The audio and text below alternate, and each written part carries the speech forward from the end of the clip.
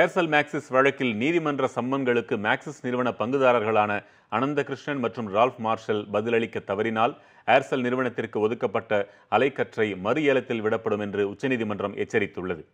இந்த வழக்கு இன்று தலைமை நீதிபதி கேகர் தலைமையிலான அமர்வு முன்பு விசாரணைக்கு வந்தபோது ஏர்செல் நிறுவன வழக்கறிஞர் அபிஷேக் சிங்விக்கு நீதிபதிகள் எச்சரிக்கை விடுத்தனர். சட்ட நடைமுறைகளை ஏய்க்க முயலும் அனந்தகிருஷ்ணன் மற்றும் ரால்ஃப் மார்ஷல் போன்றோர் தண்டிக்கப்படுவார்கள் என்றும் நீதிபதிகள் குறிப்பிட்டனர்.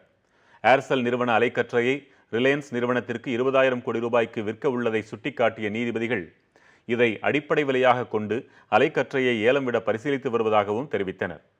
சம்மன் அனுப்பப்பட்டவர்கள் பதிலளிக்க தவறினால் இதற்கான உத்தரவு பிறப்பிக்கப்படும் என்றும் நீதிமன்றம் எச்சரித்தது.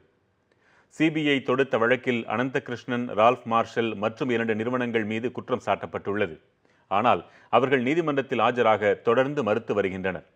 உச்சநீதிமன்றத்தின் எச்சரிக்கை குறித்து மலேசியாவில் வெளியாகும் 2 நாளிதழ்களில் மத்திய அரசு விளம்பரங்களும் வெளியிடப்பட்டிருந்தது.